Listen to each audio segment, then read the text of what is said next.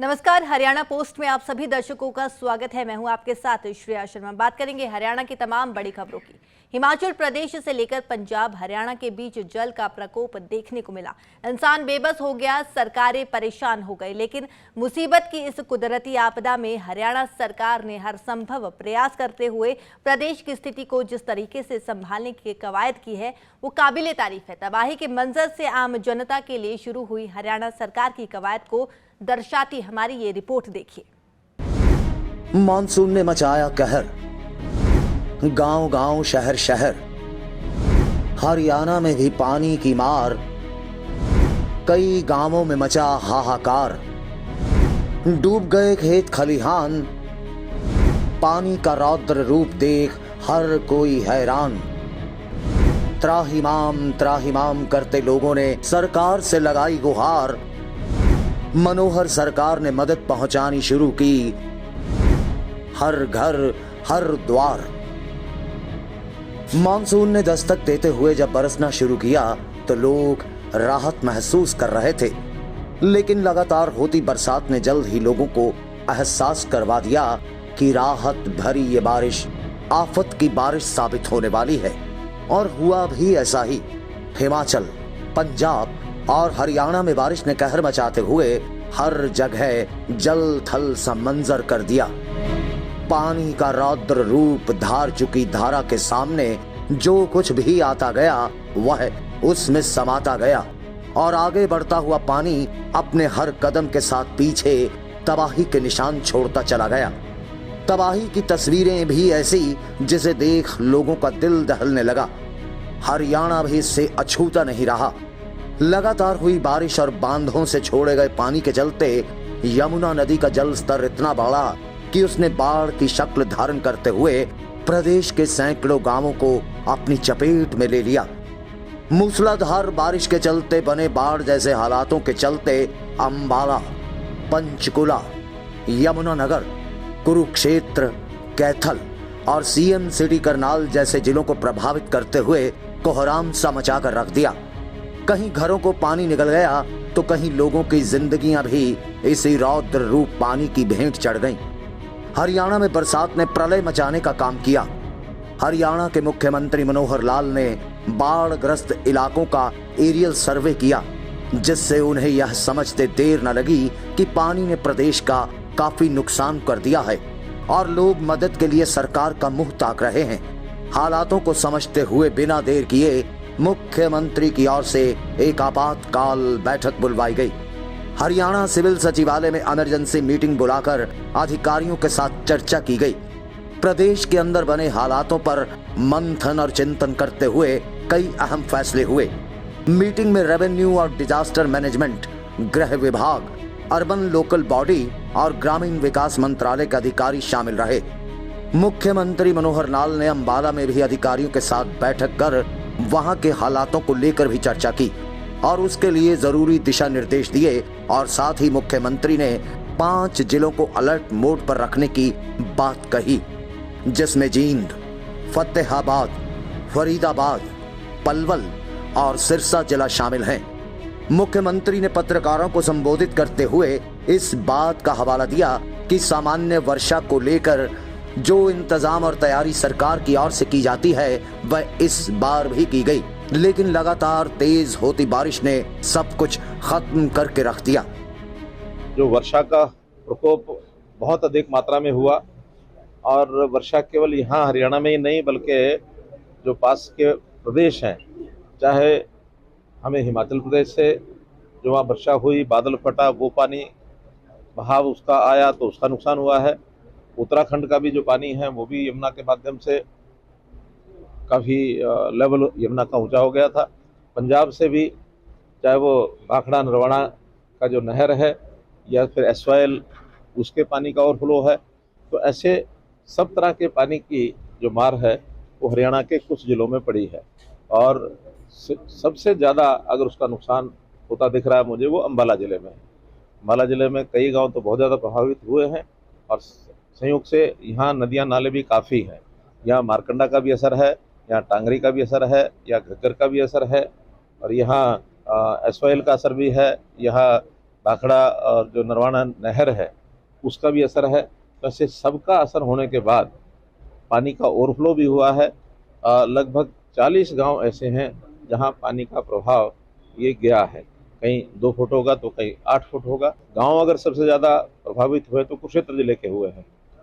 उसके बाद फिर अम्बाला जिले में भी जो हमारे हाईवे के साथ, नेशनल हाईवे के साथ जो बेल्ट है, नग्गल और अम्बाला शहर के गांव, जितना भी उस समय में संभव हो पाया वो सब जगह हो गया हो। लेकिन ये नहीं कि इसके बाद और जगह पर नुकसान नहीं है। जैसे जैसे पानी के कहर की सच्चाई सामने आती गई, वैसे वैसे ये अंदाजा लगना भी शुरू हो गया कि पानी ने अपना कहर बरपाते हुए लोगों की संपत्ति का जहां बड़ा नुकसान किया, तो वहीं 10 लोगों की जान की खबर ने प्रदेश सरकार के साथ साथ आम इंसान को भी हिला कर रख दिया। सरकार के मुखिया के मुताबिक अभी कुछ लोग लापता भी हैं और ये आंकड़ा बढ़ भी सकता है। तो जो लाइफ लॉस हुआ है अभी तक 10 के लगभग ही हमको जानकारियाँ मिली हैं, लेकिन ये बढ़ भी सकती हैं क्योंकि अभी सब जगह की जानकारी नहीं मिली है। 2 लोग तो ऐसे हैं जो अभी उनको हम कह नहीं सकते कि क्या उनकी स्थिति है, क्योंकि वो लापता हैं। एक के बारे में पता लगा कि वो नहर के अंदर उसको एक प्रकार से गिर गया और वो बाद में मिला नहीं है। जलजले के रूप में आई इस आफत ने कई लोगों के घरों को कई जगह पर नेस्ता नाबूद कर दिया, तो कई जगह घर के उजड़ने के साथ साथ मवेशियों की मौत ने भी पशुपालकों का बड़ा नुकसान किया। लिहाजा लोगों के दुख और तकलीफ को समझते हुए मुख्यमंत्री ने राहत भरी घोषणा का ऐलान कर उनके दर्द को कम करने का प्रयास फौरी तौर पर ही शुरू कर दिया था। डिप्टी कमिश्नर्स को हमने हिदायत कर दी है कि सब जगह का जो लॉस है, चाहे लाइफ लॉस है और चाहे अन्य किस प्रकार का नुकसान है, उसका असेसमेंट बहुत जल्दी वो कराना शुरू करेंगे, उसकी हमको जानकारी देंगे। जहाँ तक लाइफ लॉस का विषय है, हमने तय किया कि 4 लाख रुपए प्रति व्यक्ति उसको सहायता ये दी जाएगी। और जहाँ तक मकानों का विषय है, उन मकानों के लिए जो मुरम्मत का पैसा हमारा 80,000 रुपया होता है डॉक्टर अम्बेडकर मकान नवीनीकरण का, वो जो तो गरीब परिवार है उसमें मिलेगा। जो अन्य परिवार हैं उनको अलग से डिजास्टर का जो हमारा फंड है, क्या उसको क्या बोलते हैं, डिजास्टर मैनेजमेंट फंड, उसमें से उनको दिया जाएगा। सीएम की ओर से इस बात का हवाला भी दिया गया कि जल प्रलय के रूप में प्रदेश को घेरने वाली इस आफत से निपटने के लिए एनडीआरएफ की टीमों के अलावा प्रशासनिक अमला भी पूरी तरह से अलर्ट पर है। साथ ही बाढ़ प्रभावित इलाकों के बीच लोगों तक भोजन, पानी की व्यवस्था भी सरकार कर चुकी है और अगर जरूरत पड़ी तो एयरफोर्स के हेलीकॉप्टर्स के जरिए भी राहत पहुंचाने का प्रबंध हरियाणा सरकार ने कर रखा है।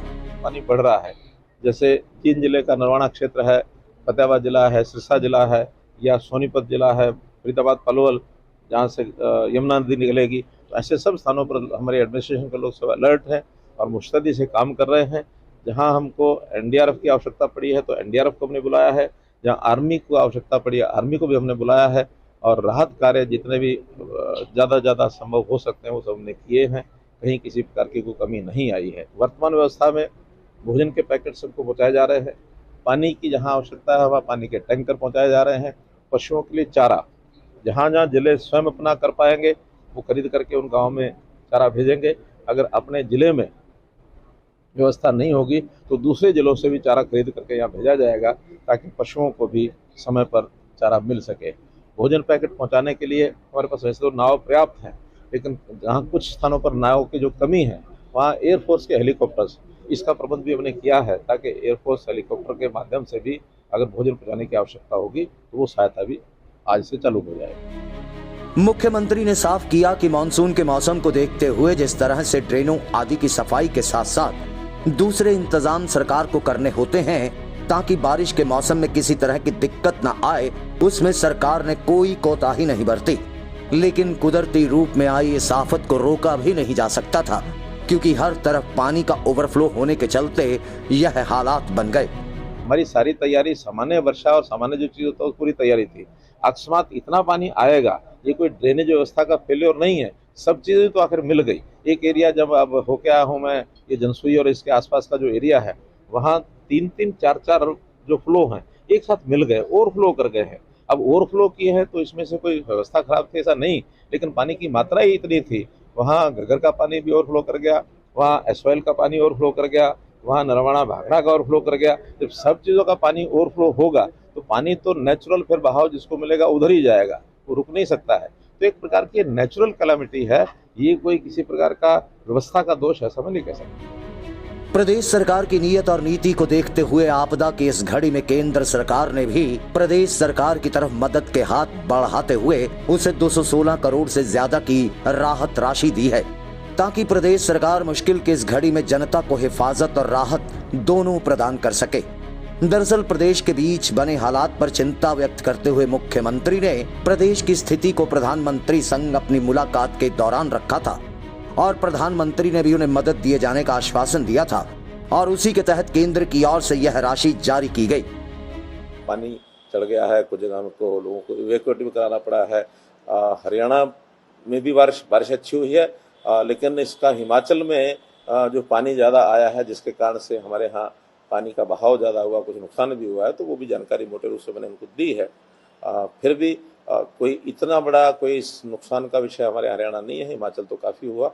हमारे यहाँ संतोषजनक स्थिति अभी मैं कह सकता हूँ कि जो कल पानी बढ़ने की बातें थी, आज वो जो समाचार हमारे पास आए हैं, कुछ जगह वही स्थिति बनी हुई है, कुछ जगह पानी रिसीड भी किया है। अगर उदाहरण में देता हूँ यमुना का, तो यमुना में एक बार तो 3,60,000 क्यूसेक भी पानी टच कर गया, लेकिन अब आज प्रातःकाल से 3 लाख से भी नीचे आ गया है। अब क्योंकि वर्षा कितनी पहाड़ में होती है उस पर निर्भर करता है। प्रदेश में पानी से मची तबाही का असली आंकड़ा तो पानी उतरने के बाद ही सामने आएगा, लेकिन प्रदेश सरकार के मुखिया के मुताबिक मुश्किलें अगर कम नहीं हैं, तो सरकार के पास उससे लड़ने के लिए नीयत है, नीति है और विश्वास भी, जिसके चलते आपदा की इस घड़ी से प्रदेश उभर ही आएगा और उसके लिए हरियाणा की मनोहर सरकार प्रयासरत है और हमेशा रहेगी। न्यूज डेस्क से गगन नारंग के साथ प्रिया शर्मा, डेली पोस्ट, पंजाब, हरियाणा, हिमाचल। हरियाणा की मनोहर सरकार अपने मनोहर फैसलों के लिए जानी जाती है। सरकार के कई फैसले लोगों की नजर में ऐतिहासिक साबित हो रहे हैं। इन्हीं में से एक है अहम फैसला सरपंचों और पंचों के मानदेय को बढ़ाए जाना। मनोहर सरकार के इस अहम फैसले को लेकर देखिए हमारी ये खास रिपोर्ट।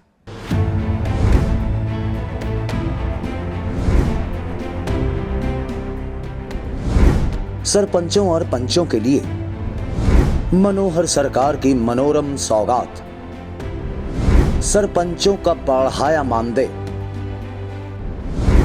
पंचों के मानदेय में भी हुई बढ़ोतरी। हरियाणा के मुख्यमंत्री मनोहर लाल की अगुवाई में लिए गए कुछ फैसले मील के पत्थर की तरह साबित हो रहे हैं। हरियाणा की मनोहर सरकार ने सरपंचों और पंचों के हक में मनोरम फैसला लेते हुए उनके मानदेय को बढ़ा सरपंचों और पंचों के चेहरों पर रौनक लाने के काम को अंजाम दिया। मार्च में मानदेय बढ़ाने का किया गया था ऐलान। 1 अप्रैल 2023 से लागू करने की कही गई थी बात। 14 जुलाई 2023 को सरकार ने जारी किया था नोटिस। पहले सरपंचों को मिलता था 3,000 रुपए मानदेय, पंचों को मानदेय के रूप में अदा किए जाते थे 1,000 रुपए। हरियाणा सरकार ने सरपंचों के मानदेय में 2,000 रुपए की बढ़ोतरी की, तो वहीं पंचों के मानदेय में 600 रुपए का इजाफा किया गया।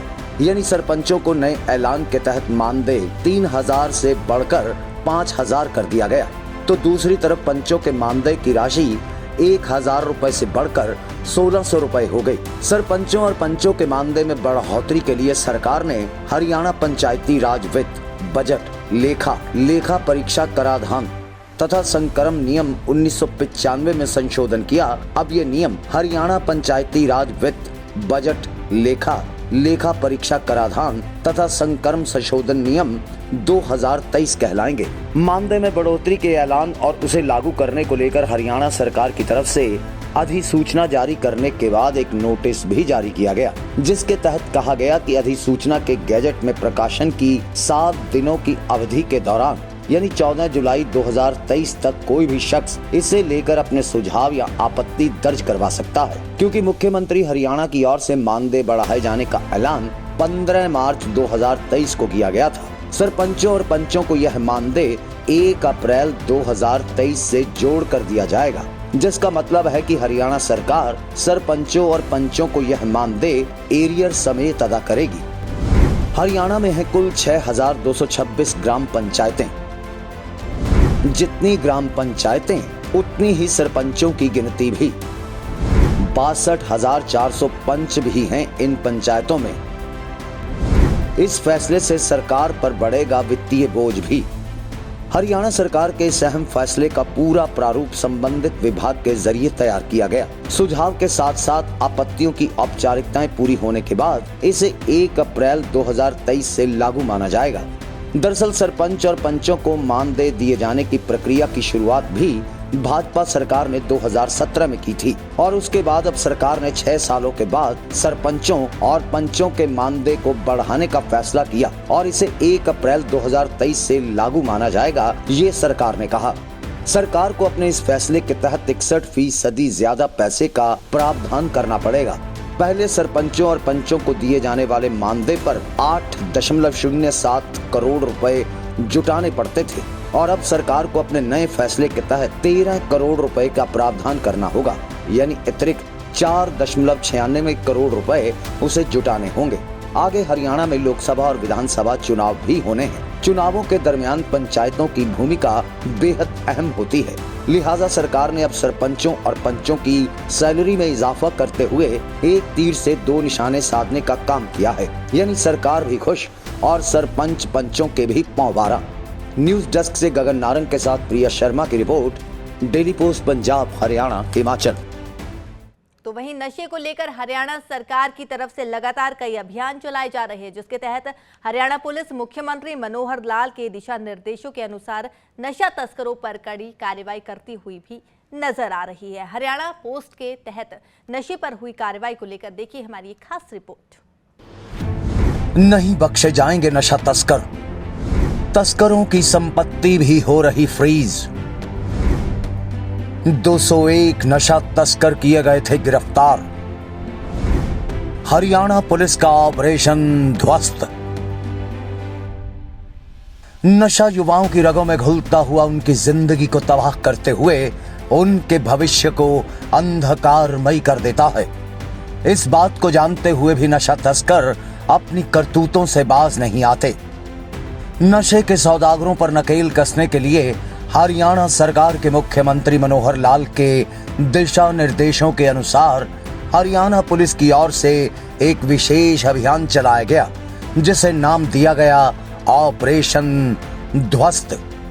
अपने इस अभियान के तहत मुख्यमंत्री मनोहर लाल की ओर से दिए गए दिशा निर्देशों के तहत काम करते हुए पुलिस ने अपनी कमर कसी और ऑपरेशन ध्वस्त के तहत नशा तस्करों की धरपकड़ करते हुए जहां नशे के चल रहे नेटवर्क को खत्म करने की कवायद को अंजाम दिया, तो वहीं नशे की बड़ी खेप हरियाणा पुलिस ने अलग अलग जगहों से बरामद करते हुए नशा तस्करों की कमर तोड़ कर रख दी।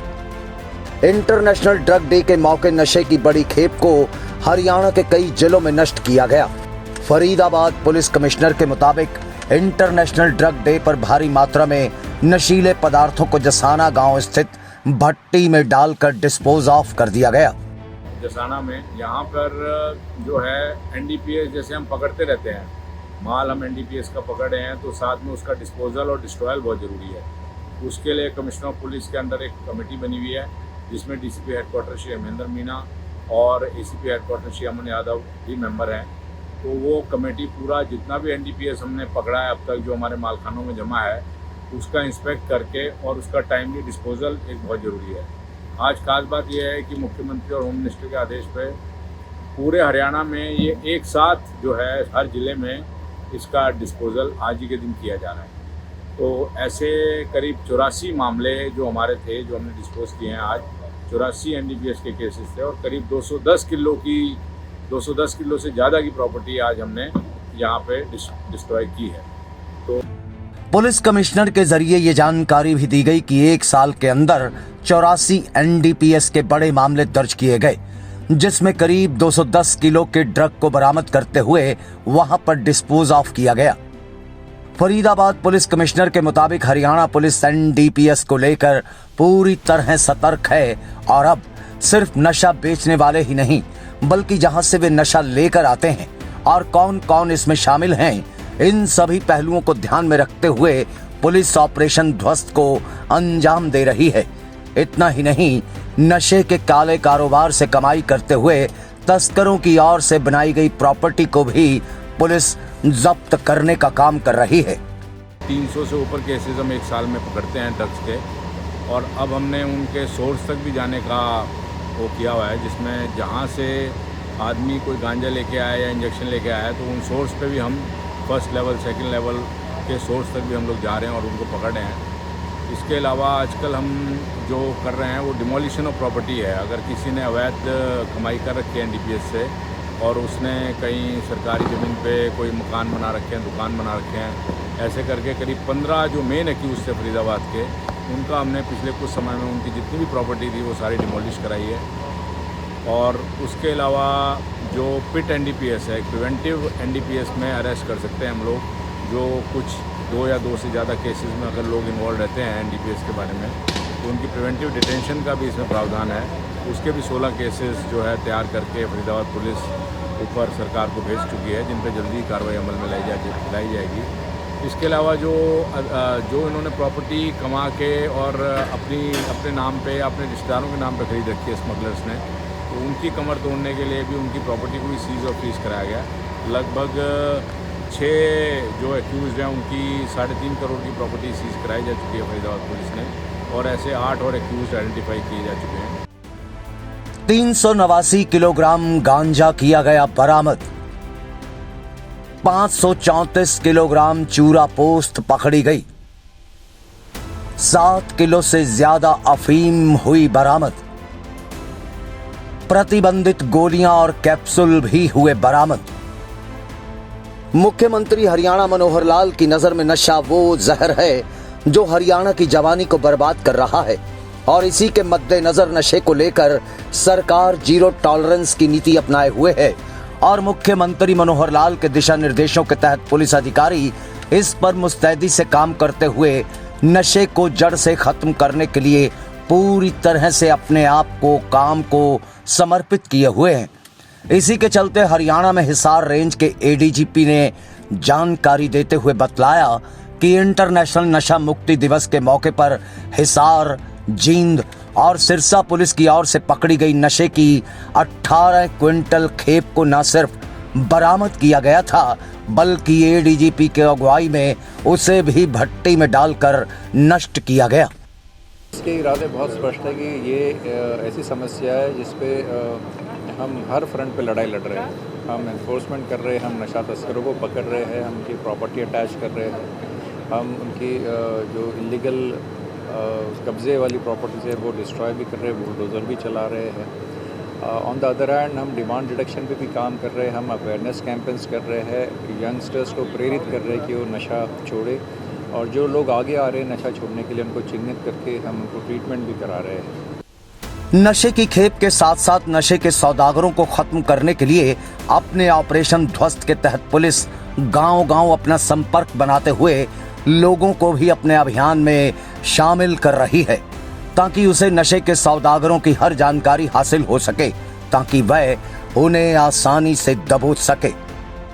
बहुत अच्छा, जहाँ जहाँ पुलिस जा रही है वहाँ ग्रामीण भी नहीं चाहते, ग्रामीण हर कोई इस समस्या से त्रस्त है, वो भी नहीं चाहते कि हमारे गांव में काम चले, और वो आगे आ रहे हैं। जब पुलिस जाके मिलती है तो वो कई गाँव ने सरपंचों ने पुलिस के साथ मिलकर ये ऐलान किया कि अपने गांव को वो नशा मुक्त बनाने के लिए वचनबद्ध है और काम कर रहे हैं। और स्टेट एक्शन प्लान में हमने हर गांव में और हर वार्ड में टीमें बनाई हुई है, मिशन टीम्स बनाई हुई है, जिसमें पुलिस के भी लोग हैं, गवर्नमेंट के भी लोग हैं और पब्लिक के भी लोग हैं। तो वो सारी टीमें लगभग 80-85 हज़ार लोगों की बन चुकी हैं और वो एनसीपी के सॉफ्टवेयर से भी जुड़ चुकी हैं।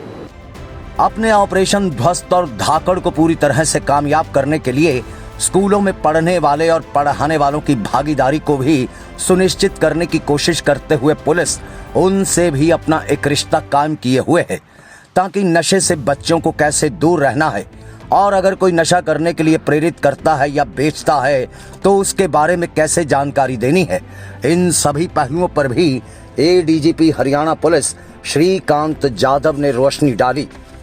अवेयरनेस कैंपेन्स कर रहे हैं, यंगस्टर्स को प्रेरित कर रहे हैं कि वो नशा छोड़े, और जो लोग आगे आ रहे हैं नशा छोड़ने के लिए उनको चिन्हित करके हम उनको ट्रीटमेंट भी करा रहे हैं। सर अक्सर ऐसा दिख रहा है गाँव में, एक बार नशा बेचने वाला पकड़ा जाता है, वापस आके फिर वही काम करने लगता है, थोड़े दिन बाद फिर पकड़ा जाता है, थोड़ा लगातार छोड़ नहीं रहा नशा लगातार। नहीं, इसमें ये है कि जो स्मॉल क्वांटिटी में कई बार उनको बेल मिल जाती है, तो उस पर पुलिस के लेकिन लगातार नज़र है कि वो आते हैं। अगर दोबारा इस में काम करना शुरू करते हैं तो हमने अभी पिट NDPS एक प्रावधान है जिसमें ऐसे लोगों को हम डिटेन कर सकते हैं।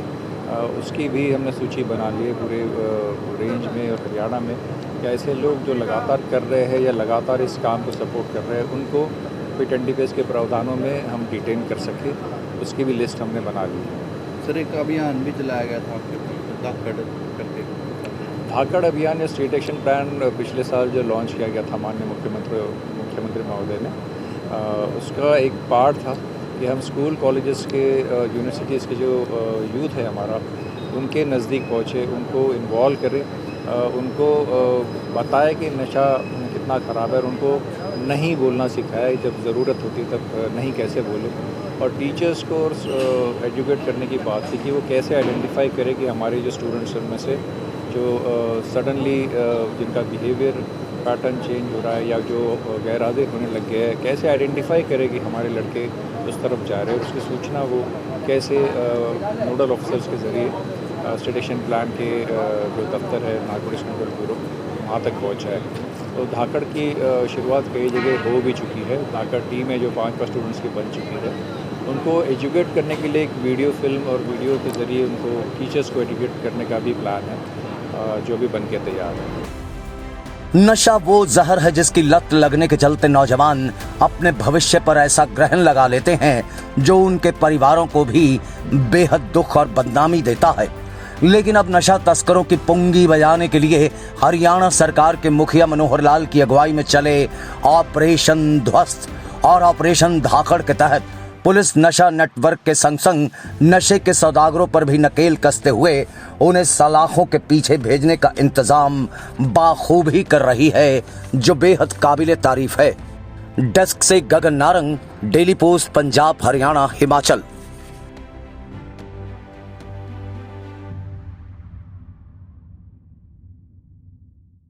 तो वहीं हरियाणा की मनोहर सरकार ने प्रदेश के अविवाहित पुरुष और महिलाओं को बड़ी सौगात दी है। मनोहर लाल सरकार ने बड़ा फैसला लेते हुए हरियाणा के कुंवारों को हर महीने पेंशन देने का ऐलान किया है। हरियाणा में 45 से 60 साल के अविवाहित पुरुष और महिला को 2,750 रुपए पेंशन दी जाएगी। देखिए ये रिपोर्ट।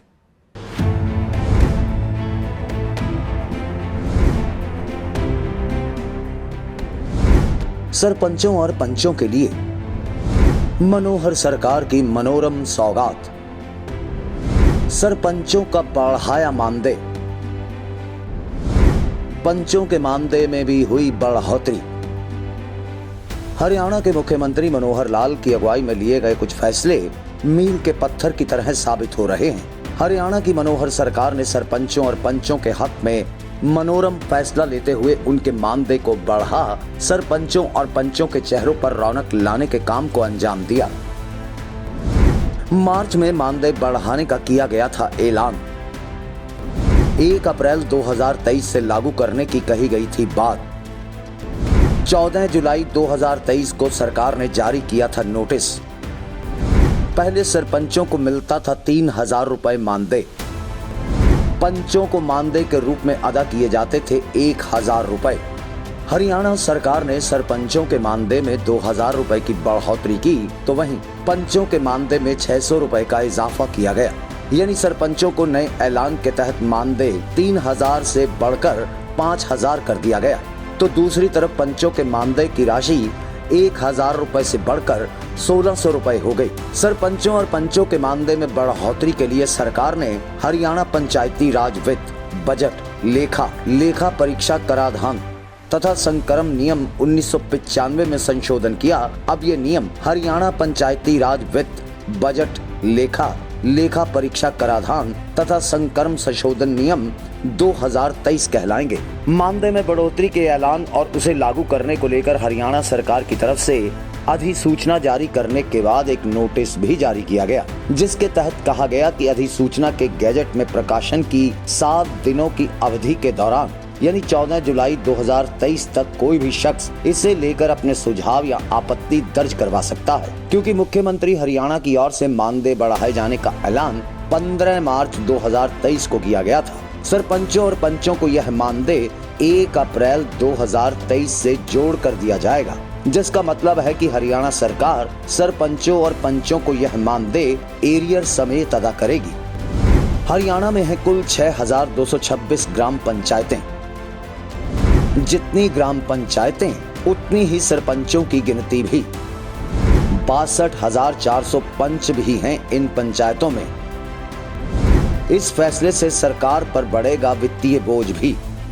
हरियाणा सरकार के इस अहम फैसले का पूरा प्रारूप संबंधित विभाग के जरिए तैयार किया गया। सुझाव के साथ साथ आपत्तियों की औपचारिकताएं पूरी होने के बाद इसे 1 अप्रैल 2023 से लागू माना जाएगा। दरअसल सरपंच और पंचों को मानदेय दिए जाने की प्रक्रिया की शुरुआत भी भाजपा सरकार ने 2017 में की थी और उसके बाद अब सरकार ने 6 सालों के बाद सरपंचों और पंचों के मानदेय को बढ़ाने का फैसला किया और इसे 1 अप्रैल 2023 से लागू माना जाएगा, ये सरकार ने कहा। सरकार को अपने इस फैसले के तहत 61% ज्यादा पैसे का प्रावधान करना पड़ेगा।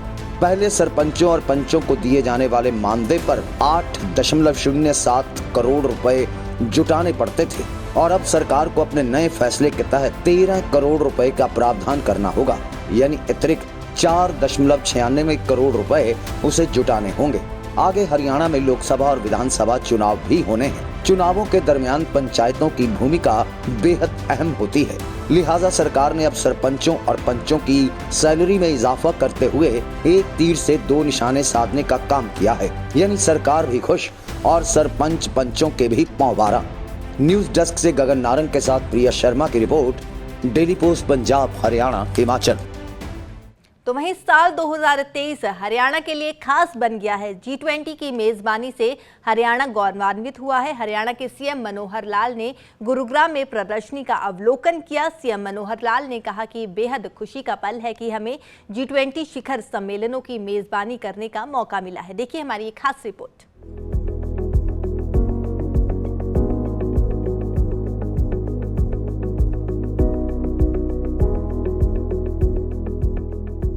G20 की मेजबानी करने का मौका भारत को मिला और उसी के चलते अलग अलग राज्यों के बीच भी G20 को लेकर आयोजन किए गए। हरियाणा के लिए भी वो पल बेहद खास रहे जब हरियाणा ने G20 2023 सम्मेलन की जिम्मेदारी को बखूबी निभाया। G20 के लिए मेजबान बना हरियाणा प्रदेश अपने आयोजन के चलते भी खूब चर्चाओं में रहा। गुरुग्राम स्थित एक निजी होटल में हरियाणा सरकार की ओर से G20 की मेजबानी करते हुए इसका आयोजन किया गया, जिसमें शिरकत करने के लिए कई विदेशी प्रतिनिधि भी यहां पर पहुंचे हुए थे।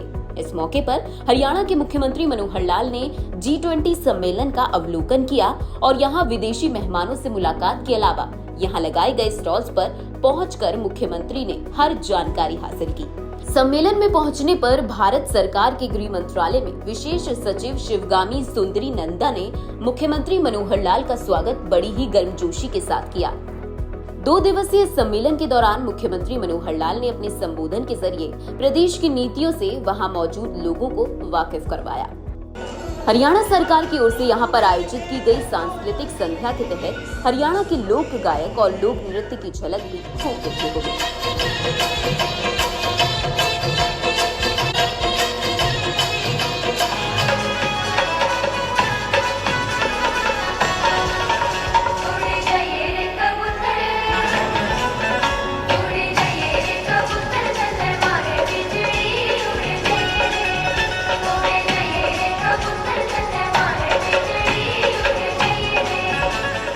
इतना ही नहीं, हरियाणा प्रदेश की संस्कृति का अहम हिस्सा कहे जाने वाले इन लोक नृत्यों के माध्यम से सम्मेलन में पहुंचे विदेशी मेहमान बेहद खुश नजर आए और उन्होंने इसका जमकर लुत्फ उठाया। G20 के बीच अपने संबोधन के दौरान सीएम मनोहर लाल ने कहा, बेहद खुशी का पल है कि हमें G20 शिखर सम्मेलनों की मेजबानी करने का मौका मिला है।